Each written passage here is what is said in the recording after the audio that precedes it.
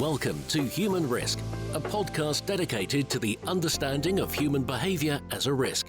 Here's your host, Christian Hunt. Hello and welcome back to the show. What happens when one of the world's biggest banks implodes in a spectacular and very public way?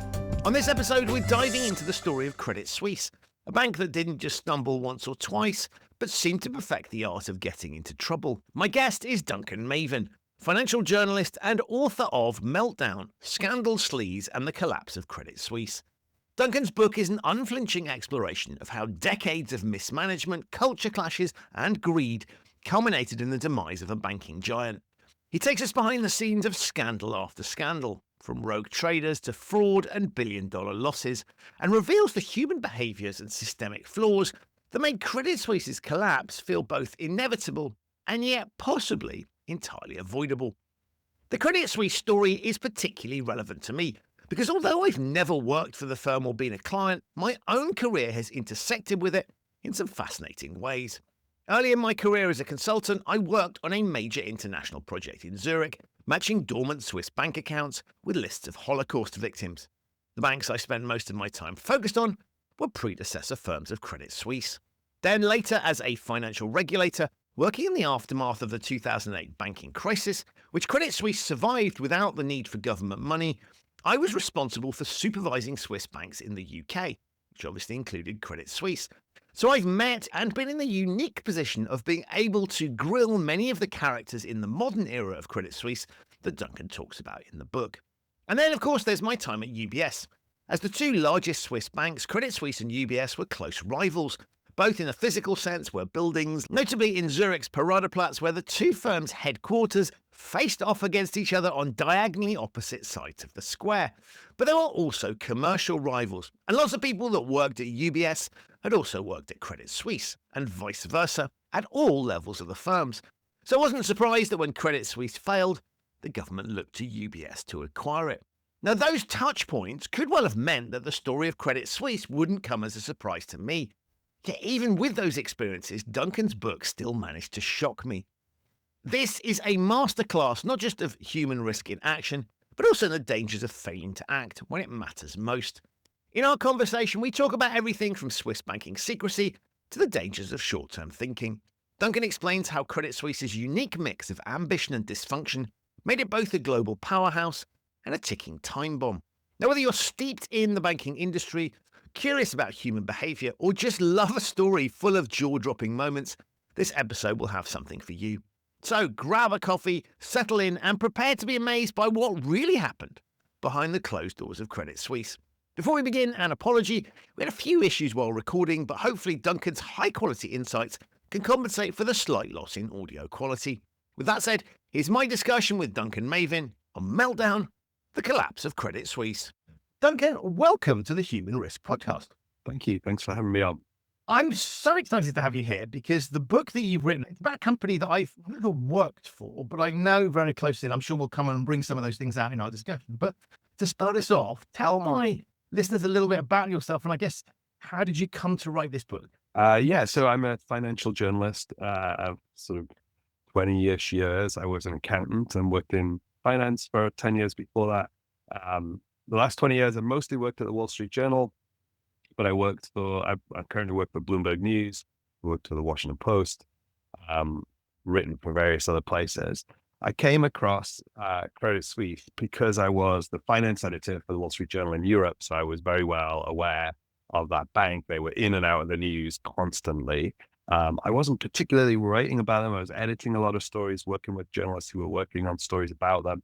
I knew some of the characters.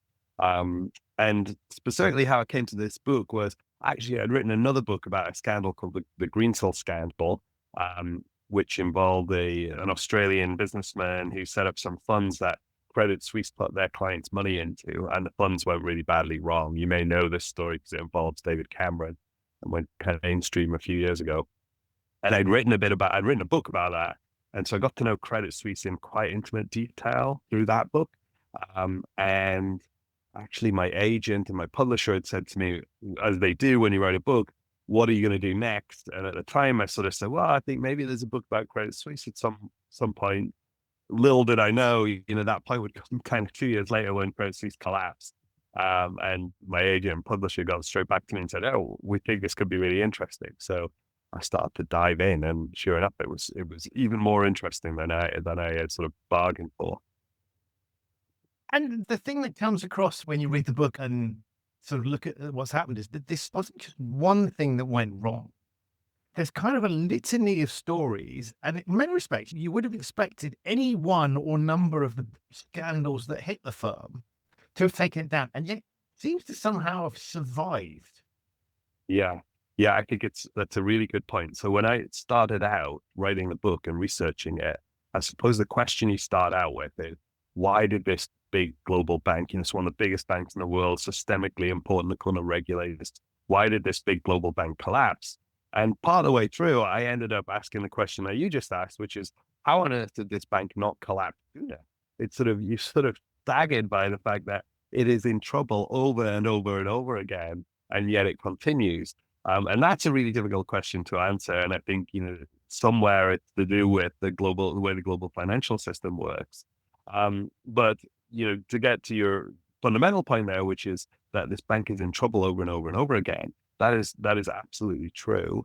I think one point I'd kind of like to make about this is that a lot of the things Credit Suisse gets in trouble for, actually other banks get in trouble for too, right? So we can get into all these, but Nazi gold, other banks hoard Nazi gold, residential mortgage-backed securities leading up to the financial crisis. Other banks do that too, breaching sanctions. Other banks do that and do it even more than Credit Suisse does. Rogue traders, they all have rogue traders. The difference at Credit Suisse is that it does all of these things and more over and over and over again. It's sort of relentless.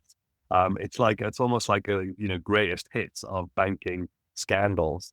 And so the point of the book, you could have written a book about Credit Suisse that sort of touched on the scandals and touched on other things, but for me, it felt like actually this sort of repeated behavior of scandals, this pattern of scandals, was kind of fundamental to how this bank operated and how it collapsed. So the damage that was done to the bank was not really about things like, the complex tier one capital ratios that the banks have to follow, that kind of thing. It was really about its reputation and how badly damaged it was because of this repeated behavior. The way you've just depicted it and reading in the book, it's almost like that was baked into the business model, and the strategy of the firm and the way it responded to things, and the way it went about implementing that strategy almost points in that direction. That I wouldn't say it was deliberately looking for these things, but it was sailing pretty close to the wind on most things. And that's ironic, actually, given the slogan near the end was a set of sails. But that seems to be, this isn't a kind of like we set out with intentions A and we ended up in B. This was almost built into the way, I hesitate to say the DNA of the firm, because that evolves over time, obviously, but it seemed to be baked into the business model. Yeah, I think that's true. It's a difficult one, right? Because you sort of start to get into questions of culture and things like that, and they're really hard to pin down, so intangible. To what extent was it baked in? To what extent was it in the DNA? I think you can kind of trace back the way that the bank gets in trouble for decades, actually, and maybe to the start of the bank. But I think there are probably a couple of things that make it likely that it would get in trouble more than others. One is that it is Swiss. And so I think there's a particular problem with Swiss banking, or a challenge of Swiss banking, that, is a benefit sometimes and a disadvantage at other times. And that is that they have a law in Switzerland, the Banking Secrecy Act, which means that banks are not allowed to hand over information about their clients to the authorities. And there are many sort of historic reasons why this is the case.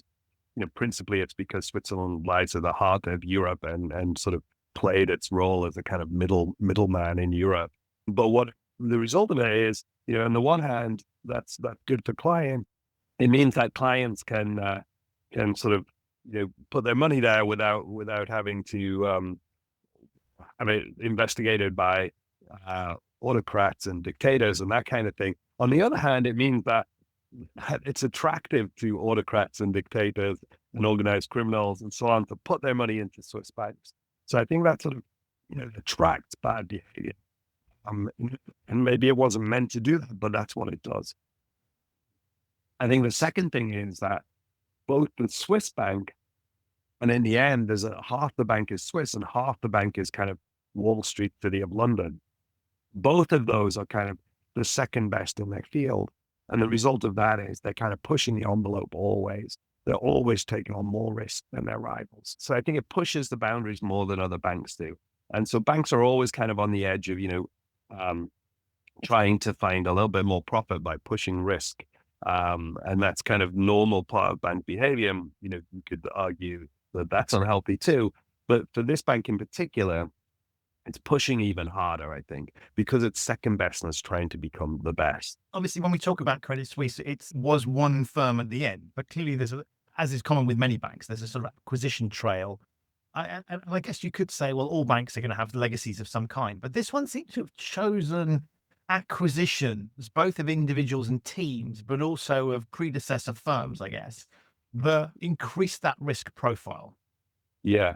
I think the key thing is this Swiss and American culture, and the two clash constantly. So this Swiss, both sides of the bank like to make a lot of money. Bankers like to get rich. Swiss bankers, American bankers, British bankers, doesn't matter. They want to get rich. But the difference is the Swiss bankers are kind of, they like to hide their wealth a little bit. And the American bankers in particular like to flaunt their wealth. And the two clash constantly. So there's sort of bank tearing itself apart. There's got the Americans are pulled in one direction, the Swiss are pulling in another direction, the Brits maybe pulling in a slightly different direction. But the result is culturally, it's kind of tearing itself apart constantly.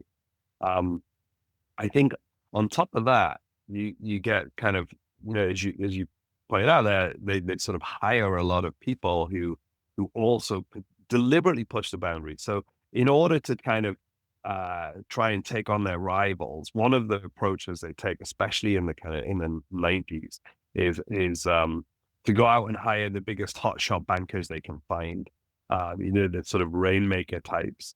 And often these are people who are very, very, keen to take on risk. And that can be, a very good thing so long as the guardrails are in place. But in Credit Suisse, it appears the guardrails are not in place. And so what you get is this kind of stable of superstars who are all hard charging kind of bankers, but without the requisite kind of risk function to limit them and sort of keep their behavior in check. And so even, as far back as 30 years ago, they're constantly blowing up. They're making a lot of money, and some of these bankers themselves are becoming incredibly rich, but they're blowing up hundreds of millions of dollars, if not more than that, regularly. And I guess the question, this is where I sort of have to think about my own previous career as a regulator. But one of the reasons we have regulation in the sector is to stop this kind of thing from happening. I mean, this strikes me as a prime example of a firm where the regulation always does run behind what the industry does. It's quite challenging for it to get ahead in some respects. But is your sense that this one, the regulatory regime was never going to be able to handle this? Is there a way that this firm could have been better regulated? Or is this just a function of when you have this sort of business model, it's quite challenging to regulate, and therefore, do you have some sympathy for the history of regulation of it?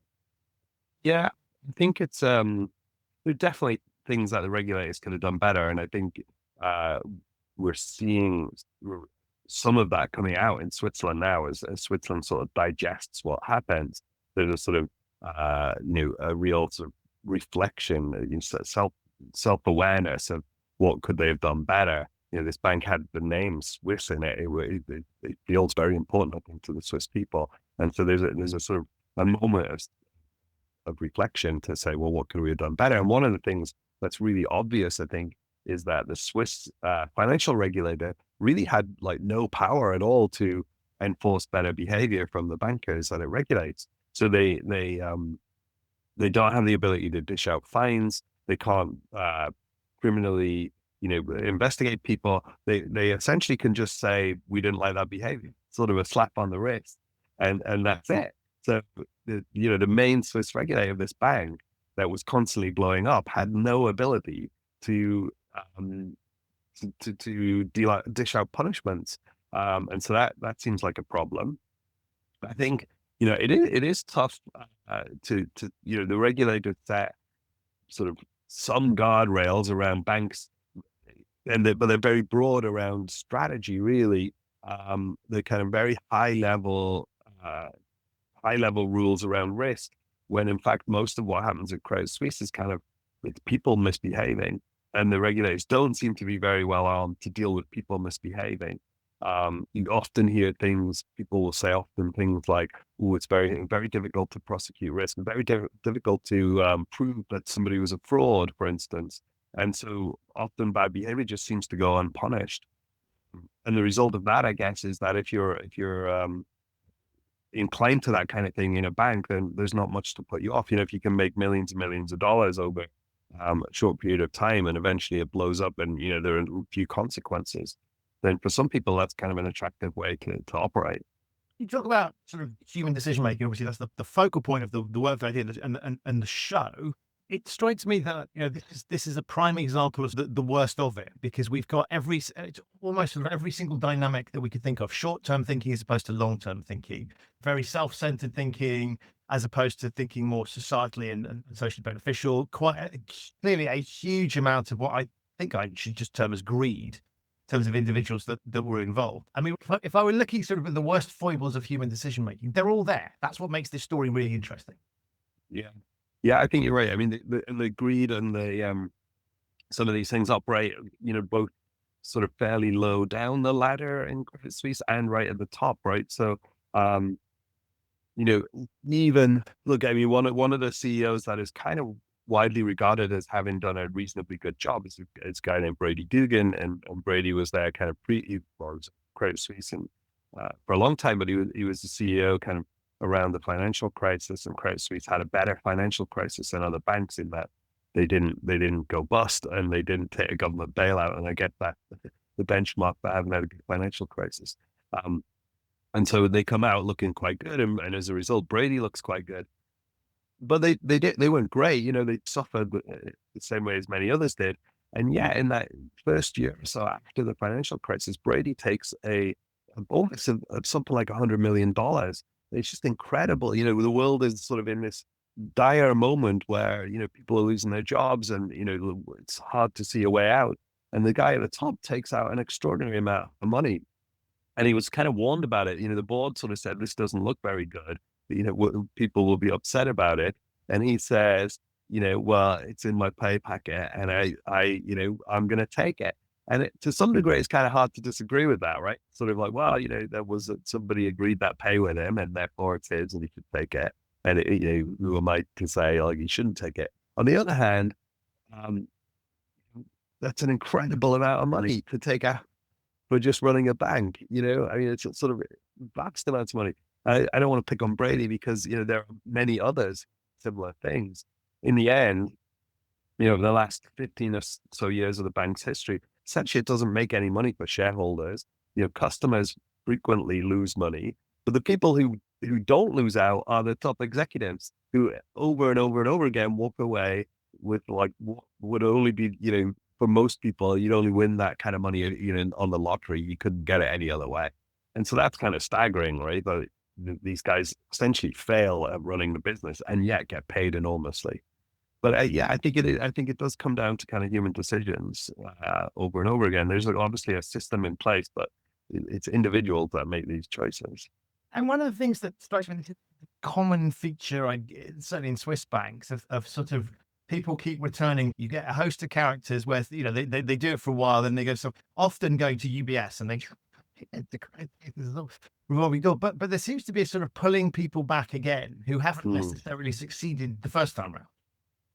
Yeah, I mean, look, Switzerland's not a huge country, right? So in the Swiss circles in particular, there's a kind of revolving door a little bit between some of the banks, in particular between UBS and Credit Suisse, because clearly those two are the biggest, the biggest banks in the country and two of the biggest banks in the world. So it's almost inevitable that you'll get executives going back and forwards between the two, I think. And, maybe that's an unhealthy thing too, right? And you could also extend that to the board to some degree, where the board members and the top executives of the bank all kind of, a lot of them go to the same university, they play the same golf club, they have the same circle of friends. Probably not a healthy thing. But you mentioned earlier short-term thinking, and I think that's also really important. You get a lot of what happens often with the CEOs at Credit Suisse is that they come in, they have fairly good intentions. They want to clean up the bank. They're aware of its problems, aware of its cultural issues.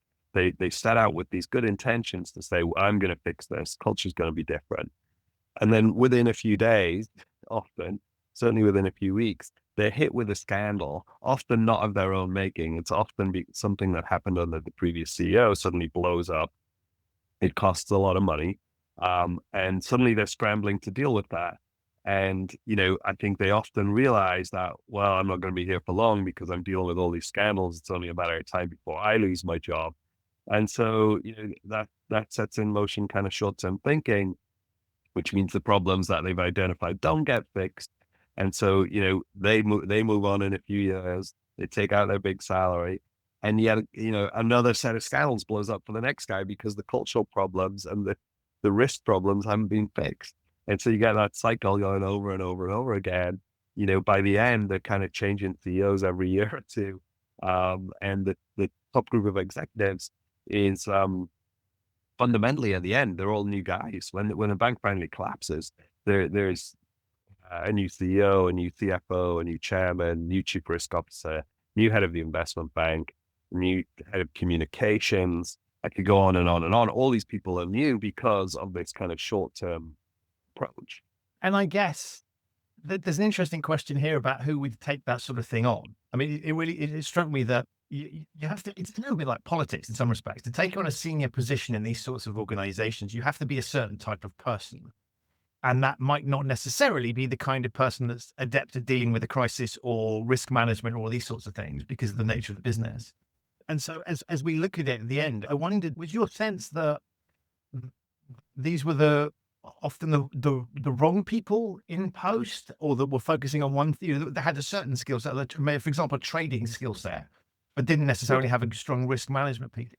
I mean, that was reading it, and that's just based on my experiences, that I'm not saying these people had no skills, but they didn't necessarily have the full panoply of skills. In other words, that possibly some of the firm's demise was around, it was not going to be possible to find somebody with that mix of skills that could simultaneously drive the business and manage risk, or that they just didn't manage to persuade those sorts of people to join the firm.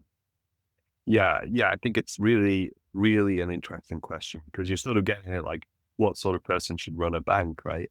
And I think there's probably a bigger question than we can answer here, but is whether anybody can really run a bank. And there's such big sprawling entities with thousands and thousands of people working for them all over the world, all doing different things.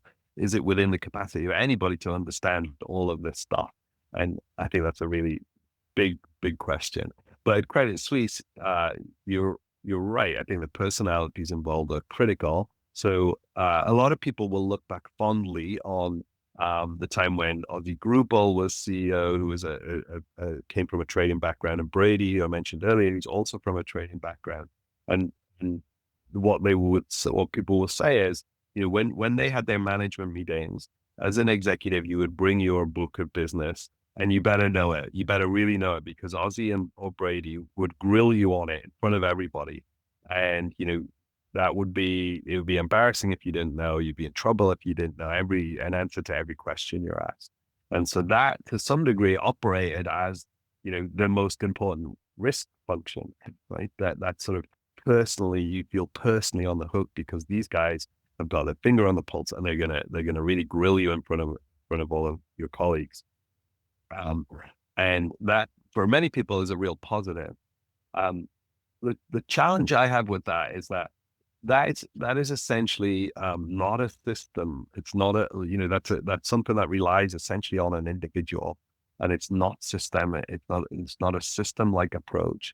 And so fundamentally, there's a weakness there, because it relies so much on an individual who, if they leave, well, what's the system going to look like now? So then after that, you get a guy named Tidjane Thiam, who is, super bright, intellectual, who many people would know as the former CEO of Prudential, the UK insurance business. And Tidjane is absolutely, one of the smartest guys you could meet, but does not operate like that, right? So there is no longer a sort of management meeting where you come and Tidjane grills you on the numbers. I mean, my sourcing would suggest that he is still going over the numbers in fine detail, but he's kind of doing that like by himself in his office late at night. And so that performative aspect of grilling people in front of their colleagues is kind of gone. Um, the actual process is still there, but the performative nature of it has disappeared. And so I think, to some degree, that's important. That sort of shift and thinking about how does that impact human behavior, I think is really critical. Um, and so you've got two different skill sets there, right? You've got the Brady and Ozzy Grubel type guys who are very, very on top of the numbers and do it in public like they're on a trading desk. You got Tijan, who is a very smart sort of system, McKinsey guy who thinks about systems and processes, but doesn't maybe understand the performative nature of trading and investment banking. After Tijan, you get some more very Swiss kind of CEOs and senior executives in charge who are competent people, but often are not very leader-like. They're not sort of standing up in front of everybody and leading the charge as things go wrong. And so in the last few years, as things do start to go very, very badly wrong, it feels like a real vacuum of leadership. There's nobody standing up and saying, come on, guys, we're going to turn this around. Here's how we're going to do it. Instead, it feels like the leaders are kind of hiding while the bank is collapsing around them. So I think you're right. Your point about not having all the right skill set in one person, I think is a good point. Question for me would be, is there anyone in the world who has all of that? Jamie Dimon at JP Morgan has been there for a very long time, and is probably considered one of the most successful bankers, in his generation.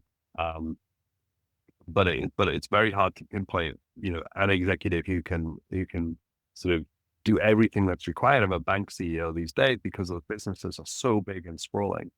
And you alluded to there in the way that you talked about the end of the firm. As ever with banking crises, and I think particularly now with the digital dynamics, that's probably worth exploring. It unravels very, very quickly at the end. Very small things trigger it. But this was a story, and this is why you go back, I guess, because this was a story that was in the long term in the making. So you can sort of say it unraveled very quickly, yet the reasons why that happened, there was been baked in for a number of years, and as we were saying before, it sort of had struggled on for a while. And then when the collapse came, it happened very, very quickly indeed.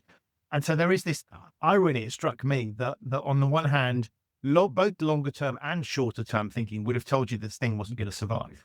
Longer term, we've seen that this firm constantly gets itself into trouble. And then when the final collapse happens, that's very, very quick. It's almost a trading type failure in the sense of, the market moved very quickly against the firm. Yeah, that's right. So what you get there is decades, decades of scandals and problems, which kind of start to set a tone of the bank is not to be trusted, right? So, and they kind of accelerate in the last 15, 20 years, and more of these scams, one after the other. Maybe this points to sort of feels like more than one a year. And in writing the book, I was very aware of trying to write something that didn't just feel like a long list of scandals, because there are so many of them, and they're often so bizarre, and involve these kind of weird characters and, Bulgarian wrestlers who become cocaine smugglers, and, one of the bankers is ripping off the former prime minister of Georgia and things like that, which are just really odd behaviors. But they kind of set this tone of this bank as, can I trust this bank? And I think, that's a question for the regulators. The regulators are thinking, can we trust them? The politicians are wondering, can we trust them? But most importantly, I think the clients are wondering whether they can trust the bank. And to me, it's probably important to look at a couple of scandals that happen in quick succession towards the end of the bank's history. One is, I'll start with Archegos. So Archegos is a big hedge fund, and Credit Suisse is lending a lot of money to this hedge fund, a lot of money, billions and billions of dollars. And the hedge fund blows up, and other banks have loaned money to it too, but they sort of get their money back and get out quicker. They spot the collapse, and they haven't loaned as much as Credit Suisse, and they get out quicker. Credit Suisse is really slow to respond. It's pretty clear in the way they respond that actually their risk function isn't working properly. They haven't got all the red flags rising as fast as possible as others, and their decision making is a bit slow. And in the end, they lose $5.5 billion. And so this scandal has really exposed some fundamental flaws in the way the bank operates. The other one, which happens almost at the same time, slightly earlier than Archegos, but happens around the same time, and I'm very familiar with because I've written a book about it, is the Greensill scandal. And Greensill, essentially, the Credit Suisse bank has put $10 billion into funds that invest in loans, essentially generated by this company Greensill, which is named after its founder, an Australian guy named Lex Greensill. It turns out a lot of those loans are not worth the paper they're written on. And when that kind of comes out, the $10 billion funds are suspended. They're supposed to be liquid. You can get your money out whenever you want. This turns out not to be true. Years later, a lot of clients still didn't get all their money back. And so what happens with that is it sends a signal to some of the bank's wealthiest clients that they can't really trust the bank with their money. And that's really, really important, because if your clients don't trust you, then they'll go somewhere else. And in banking, that's critical, I think. So what you get towards the end is, they've been all these scandals, and then these two that say, Archegos says, bank's architecture isn't right. And Greensill says, and you can't trust this bank with your money. So it doesn't take much to topple the bank. And so although this has been coming for years and years, it happened very quickly, in a bizarre way. So first of all, there's a tweet in October 2022 from an Australian journalist who doesn't normally even write about banking particularly. And he puts out a tweet that says a big global investment bank is on the brink, or words to that effect. And the internet decides it's Credit Suisse. And before you know it, clients are pulling billions of dollars out of Credit Suisse, and $100 billion comes out in a matter of a few days. And the bank's executives literally don't know what to do. They've never seen anything like this. They don't know how to deal with social media, and they don't know how to deal with the speed with which the money is coming out of the bank. And they're kind of, they're frozen rabbits in the headlights. Eventually that kind of slows down, because almost inevitably it slows down. People can't pull that much money out that quickly forever, but only for a little while, until we get to sort of spring 2023. And there are new worries about the banking industry because of some problems in the US. And that kind of translates into worries about Credit Suisse again. And all of a sudden, clients in Switzerland, Asia, everywhere else, pulling money out of the bank. Minute by minute, more money is bleeding out of the bank, and it's finished. At that point, it's done. It's just a matter of how are we going to clean it up? Is it going to be just declared bankrupt? Is it going to be sold off? Is it going to be, is the government going to take it over and run it that way? It's just a matter of which of these are the options, because it can't continue. One of the things that happens you just beautifully is new CEOs or leadership teams come in, and then we get new strategy. This is going to solve the problems of the past, and it's all going to be fine. Do you think this thing was ever salvageable? I mean, was there a state where it could have, accepting that the types of people that you were going to get into that role and all those dynamics we've talked about before, but was there a world in which Credit Suisse could have survived, or was where it ended up inevitable? Yeah, well, I mean, if you talk to some of the executives who were there at the end, they'll say that it should have survived. So that there's a view in Switzerland, even now, despite everything that happened, even now, there's a view among some of the senior executives and former senior executives in Switzerland that if only the Swiss government had said, we've got Credit Suisse's back, we stand behind it. If only they'd done that, then people wouldn't have pulled their money out, and the bank would have been fine. It could have kind of gone along for a while, like, many other banks did during the financial crisis when government stepped in to say. Now, that is possible. But the question for me is, why should the Swiss government have done that? Why would you expect the Swiss government to step in and save this bank, which is repeatedly embarrassing Switzerland? So I think, and essentially what you're saying there is, the Swiss government would have bailed it out completely. So it would have survived, but in name only, really. I think there were probably a couple of other moments. There were possible mergers that could have happened. over and over and over again, there was talk about merger with UBS. And so on different terms, maybe Credit Suisse would have been the senior partner, maybe UBS was. A lot of people in Switzerland now will say that it all went really wrong when this guy TGMTM took over because he didn't really understand banking in their view. And, he set the bank up with some changes that resulted in the risk management function in particular being seriously weakened. I don't buy that at all, because the reason TGNTM was hired was because there was a view at that point that the bank was already in trouble and needed to be saved. So the idea that he was the guy who brought it down, that just doesn't ring true to me. I think there's another view that says coming out of the financial crisis, its reputation was better than that of other banks. And if there had been a radical restructuring, if they had said, let's cut back on investment banking and focus on just being a domestic Swiss bank with a big private banking arm, so something that serves kind of wealthy people around the world, and shrink back the investment bank, which is what their rival UBS did. If they'd taken that radical path, then maybe they could have survived. Again, I think that's kind of missing the point really, because the guy who's the CEO at the time is this guy, Brady Dugan, who comes from a trading background, investment banking background. And so to expect Brady Dugan to say, at that point, I'm going to shrink back the bit of the bank that I grew up in and that I know how to do it, right? Yeah, it's just unlikely that anybody would do that, right? And so there are these moments where maybe something could have happened, but at these moments, it would have taken an extraordinary set of circumstances to pull off a different kind of bank. I'm fascinated by how you go about researching something like this, because I can imagine you've got a combination of, so there's a lot of things you can read, right? Because the big things are well documented. But I guess some of the more contemporary things, on the one hand, I could see that there'll be lots of people willing to talk, right? To either unburden themselves or because they've seen something. Yeah. But I would also imagine there'd be a wealth of people not willing to share things, right? Back to the secrecy piece. Yeah. Is it relatively easy to get people to open up about these things? It's a volume problem in the sense there's too much of it, I would guess. Yeah, I think that's right. You end up with so much stuff. I mean, writing about 170 years or thereabouts of the bank's history, and trying to squeeze that into 100,000 words. The problem is not having enough. It's what to leave out.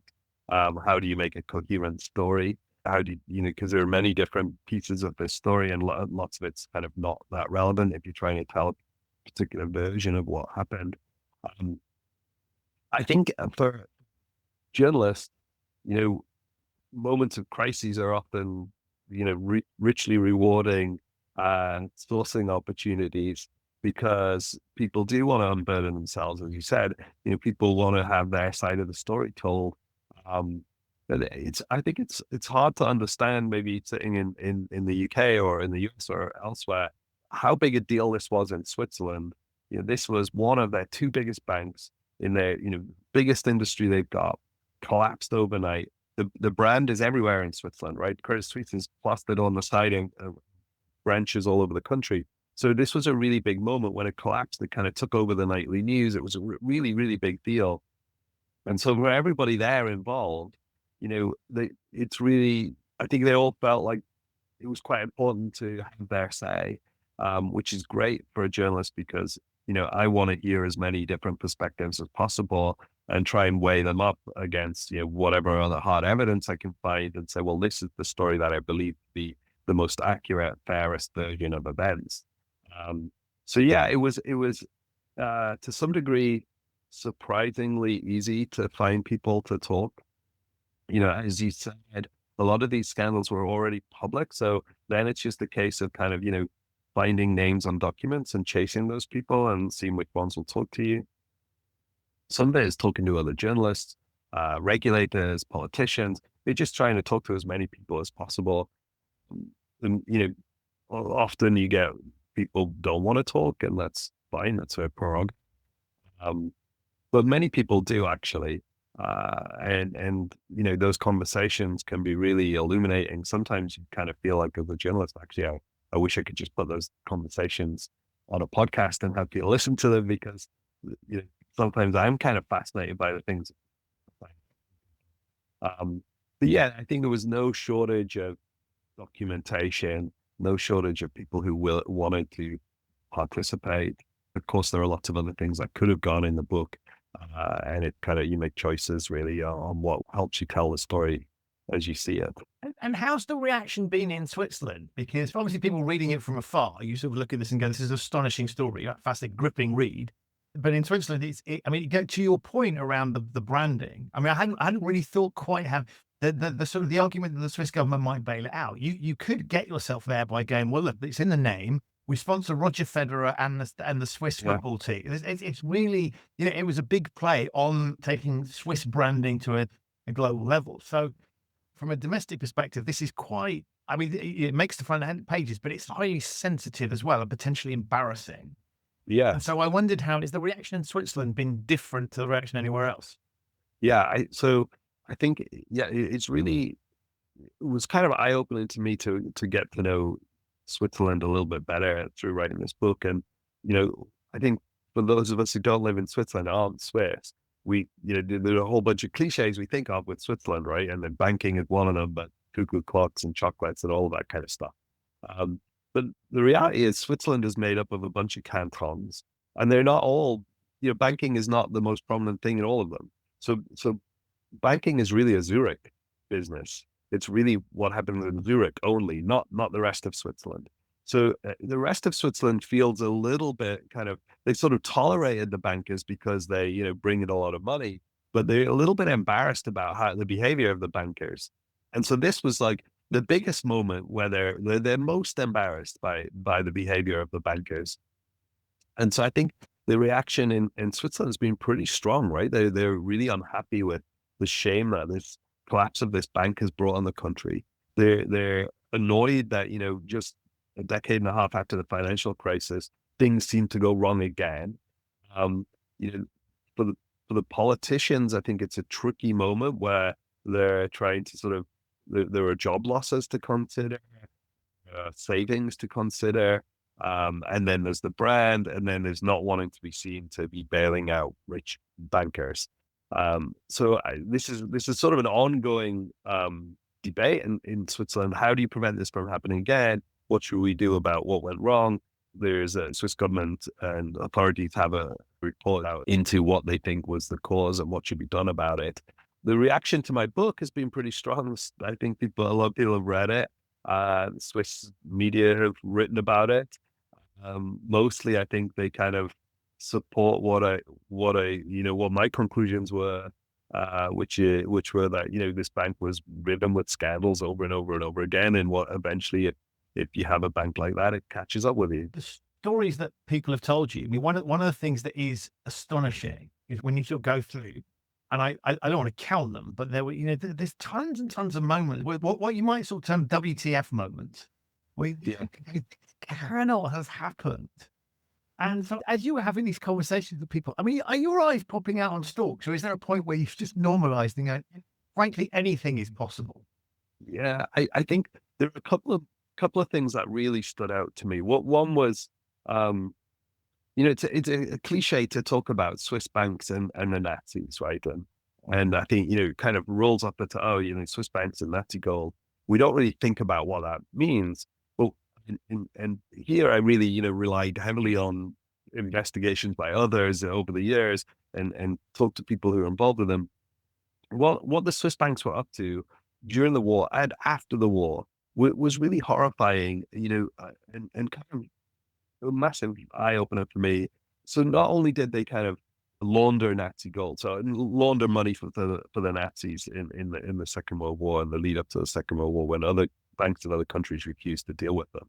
That was one part of what the Swiss banks did.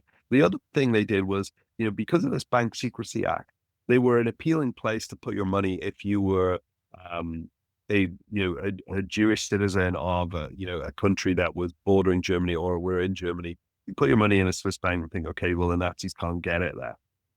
But what happens after the war? So you go to the Swiss bank and say, okay, can I have my money back? And often the banks wouldn't give them their money back.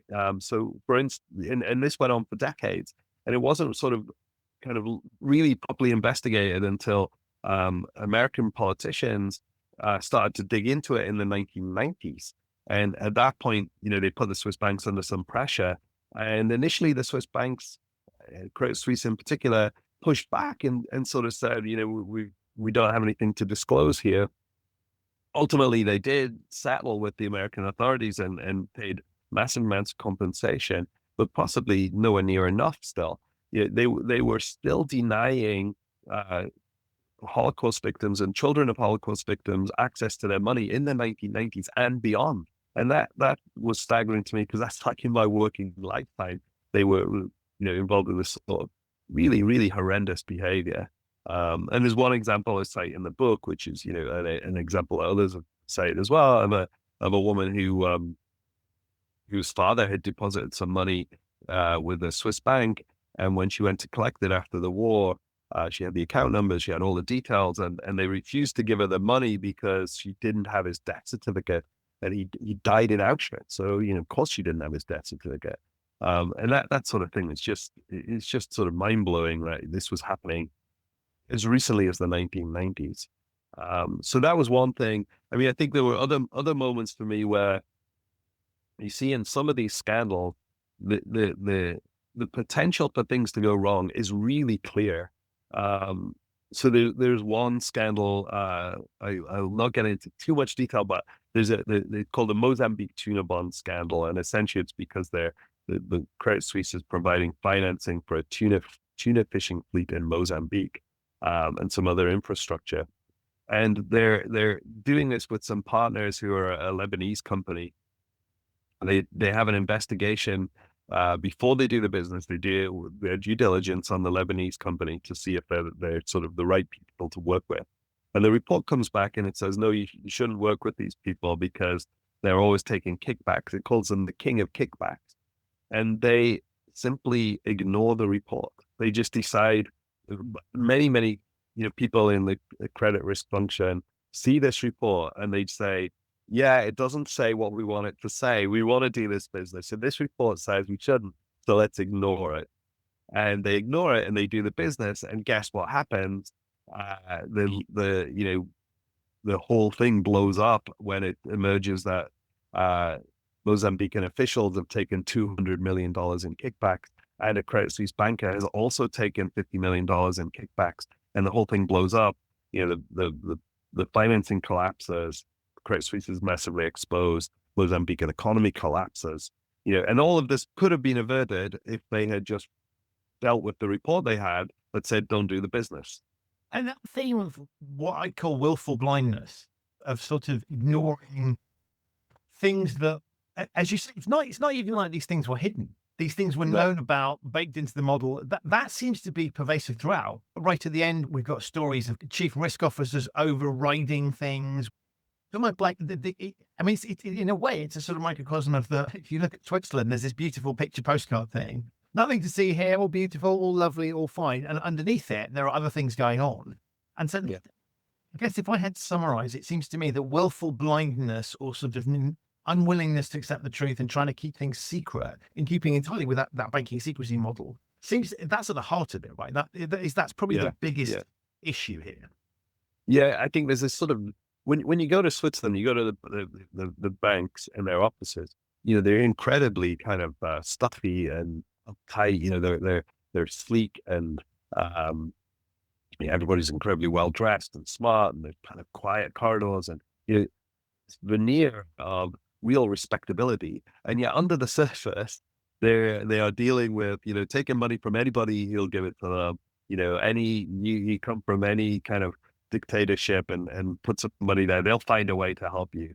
I think that kind of, on the one hand, outward appearance of respectability, and on the other hand, will do anything for money is a critical piece of what's happening. And it's hard actually to kind of really get your head around it, because especially because the amounts of money involved often are so enormous, and the amounts that people can walk away with, individual bankers can walk away with after just a few years, are incredible. And I personally, I think that it's a real driver of the behavior, right? It's like, if you can be paid what amounts to lottery winnings every year and get away with bad behavior for a few years, and there's no punishment, you don't go to jail, in all of these scandals, very, very few people go to jail. I mean, you could count the number on one hand.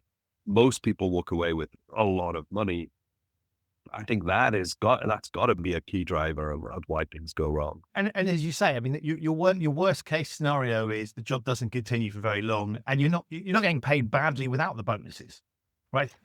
Yeah, exactly. It's a very odd sort of form of bet. And somebody once said to me, if we want people to operate this, we should make them have skin in the game, to use that term. And so suggested, but if you want to be a trader in this situation, you need to put your house up for, as collateral, right? Let's make people have, and I'm not sure that's practical, but I like this idea of saying, actually, we've got to remove this one-way bet, because it's all, the downside is, well, you get fired. The upside is you make a ton of money. And that, as you say, that it's kind of obvious where that ends up. And I think even the most well-intentioned people can, I guess, have their eyes turned by that. Yeah. I think it's, it's really interesting. Some of these people are, as you say, again, paid incredibly well, and yet they still do things that are, they still engage in misconduct. And they would have been wealthy beyond most people's imaginations anyway. So, there's an example is the guy I mentioned earlier who was ripping off the former prime minister of Georgia. He's getting paid incredibly well, large amounts of money. And yet what he's actually doing on the side with not just the prime minister of Georgia, but other clients' money, is he's sort of trading on the side with it. And when it blows up, everybody loses. And, he is one of the few who is convicted. He doesn't spend much time in jail. He dies before he gets there. But, the guy would have been very, very well remunerated by any stretch of the imagination, even if he hadn't been siphoning off, cash to fund this other trading that he was up to. And that is kind of really staggering, right? That sort of behavior is really odd for most people to contemplate. I think the problem for me is that there isn't much downside, right? So he's a rare example of somebody who, does face jail time, but most of them don't. Most of them walk away well paid, slap on the wrist, and, often they'll get a job somewhere else within a year or two.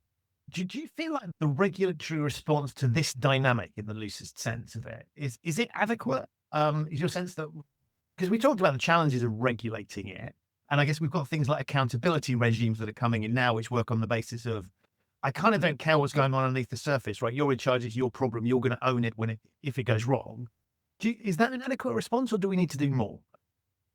Well, I think what's really interesting for me right now is there are some of these cases, some of these scandals, the related legal cases are still ongoing in Switzerland, right, and elsewhere.